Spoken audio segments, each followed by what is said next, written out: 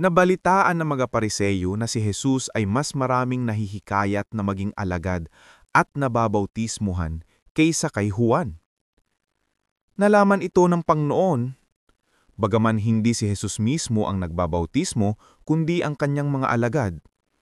Kaya umalis siya sa Judea at bumalik sa Galilea. Kailangang dumaan siya sa Samaria. Dumating siya sa isang bayan na tinatawag na Sicar.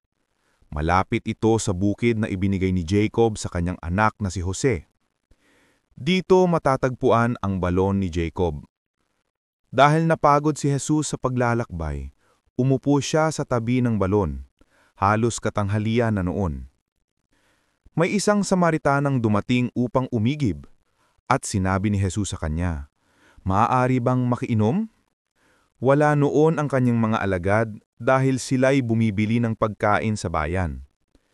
Sinabi sa kanya ng babae, "Ikaw ay Hudyo at Samaritana naman ako. Bakit ka humihingi sa akin ng inumin?" Sinabi niya iyon sapagkat hindi nakikihalubilo ang mga Hudyo sa mga Samaritano.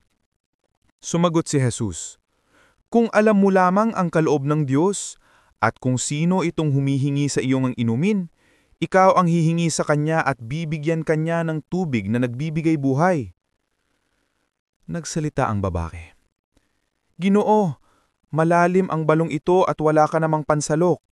Saan ka kukuha ng tubig na nagbibigay buhay? Ang balong ito ay pamana pa sa amin ng aming ninunong si Jacob. Dito siya uminom, gayon din ang kanyang mga anak at mga hayop. Higit ka pa ba sa anya?"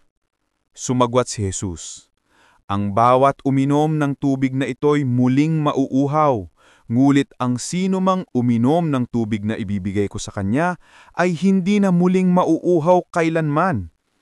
Ang tubig na ibibigay ko ay magiging batis sa loob niya at patuloy na bubukal at magbibigay sa kanya ng buhay na walang hanggan." Sinabi ng babae, "Ginoo, bigyan po ninyo ako ng tubig na iyan upang hindi na ako mauhaw. Ni pumarito pa upang sumalok muli." "Umuwi ka at isama mo rito ang iyong asawa," wika ni Jesus. "Wala akong asawa," sagot ng babae. Sinabi ni Jesus, "Tama ang sinabi mong wala kang asawa, sapagkat 5 na ang iyong naging asawa, at ang kinakasama mo ngayon ay hindi mo asawa. Totoo nga ang sinabi mo." Sinabi ng babae, "Ginoo, palagay ko ay isa kang propeta. Dito sa bundok na ito, sumamba sa Diyos ang aming mga ninuno. Gumit sinasabi ninyong mga Hudyo na sa Jerusalem lamang dapat sambahin ng Diyos." Sinabi naman ni Jesus, "Maniwala ka sa akin. Darating ang panahon na sasambahin ninyo ang Ama hindi na sa bundok na ito o sa Jerusalem. Hindi ninyo kilala ang inyong sinasamba, ngunit kilala namin ang aming sinasamba, sapagkat ang kaligtasan ay nagmumula sa mga Hudyo. Subalit dumarating na ang panahon, at ngayon na nga, na ang mga tunay na sumasamba sa Ama ay sasamba sa Kanya sa Espiritu at sa katotohanan, sapagkat ganyang ang uri ng pagsambang ninanais ng Ama. Ang Diyos ay Espiritu at ang mga sumasamba sa Kanya ay dapat siyang sambahin sa Espiritu at sa katotohanan." Sinabi ng babae, "Nalalaman ko pong darating ang Mesiyas, ang tinatawag na Kristo. Pagdating niya, siya ang magpapahayag sa amin ng lahat ng bagay." "Akong kausap mo ngayon ang iyong tinutukoy," sabi ni Jesus. Dumating ang kanyang mga alagad ng sandaling iyon, at nagtaka sila nang makita nilang nakikipag-usap si Jesus sa isang Samaritana. Ngulit isa man sa kanila ay walang nagtanong sa babae, "Ano ang kailangan ninyo?" Wala ring nagtanong kay Jesus, "Bakit ninyo siyang kinakausap?" Iniwan ng babae ang kanyang banga, bumalik sa bayan at sinabi sa taga-roon, "Halikayo! Tignan ninyo ang taong nagsabi sa akin ng lahat ng ginawa ko. Siya na kaya ang Kristo?" Kaya lumabas ang bayan, ang mga tao at nagpunta kay Jesus. Samantalang, makailang ulit sinabi ng mga alagad kay Jesus, "Rabi, kumain na kayo." Ngunit sumagot siya, "Ako'y may pagkaing hindi ninyong nalalaman." Kaya nagtanong-tanungan ng mga alagad, "May nagdala kaya sa kanya ng pagkain?"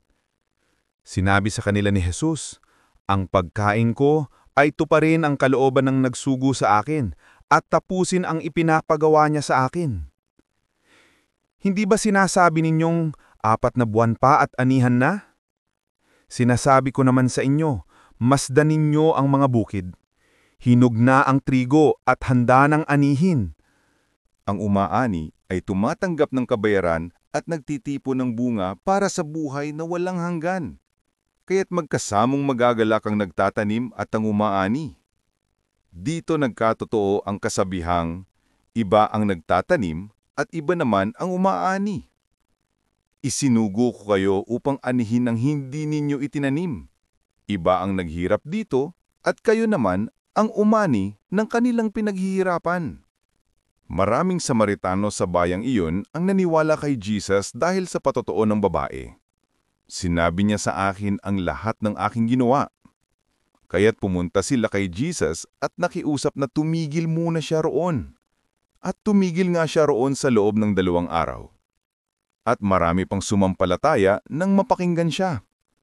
Pagkatapos, sinabi nila sa babae, "Naniniwala kami ngayon, hindi na dahil sa sinabi mo, kundi dahil sa narinig namin siya. Alam na naming siya nga ang tagapagligtas ng sangkatauhan." Pagkaraan ng 2 araw, bumalik si Jesus sa Galilea. Si Jesus na rin ang nagpatotoo na ang isang propeta'y hindi iginagalang sa sarili nitong bayan. Pagdating niya sa Galilea, ay mabuti ang pagtanggap sa kanya ng mga taga roon, sapagkat nasa Jerusalem din sila noong pista ng Pasko, at nakita nila ang lahat ng kanyang ginawa roon. Nagpunta muli si Jesus sa Cana sa Galilea, kung saan ginawa niyang alak ang tubig. Sa bayan naman ng Capernaum ay may isang pinuno ng pamahalaan. Ang anak niyang lalaki ay may sakit at naghihingalo na. Nang mabalitaan niyang bumalik si Jesus sa Galilea mula sa Judea, pinuntahan niya ito at pinakiusapan pumunta sa Capernaum upang pagalingin ang kanyang anak. Sinabi sa kanya ni Jesus, "Hanggat hindi kayo nakakakita ng mga himala at mga kababalaghan, kailanman ay hindi kayo sasampalataya." Ngunit sinabi ng pinuno, "Tayo na po, Panginoon, bago mamatay ang aking anak." Sumagot si Jesus, "Umuwi ka na, hindi mamamatay ang iyong anak." Naniwala ang lalaki sa sinabi ni Jesus at umuwi na nga siya. Sa daan pa lamang ay sinalubong na siya ng kanyang mga alipin at sinabing, gumaling na ang kanyang anak. Tinanong niya ang mga iyon, "Anong oras nang bumuti ang kalagayan niya?" "Alauna po kahapon nang siya mawala ng lagnat," tugon nila. Naalala ng ama na noong oras na iyon sinabi sa kanya ni Jesus, "Hindi mamamatay ang iyong anak." Kaya't siya at ang kanyang buong sambahayan ay sumampalataya kay Jesus. Ito ang pangalawang himala ginawa ni Jesus sa Galilea pagkagaling mula sa Judea.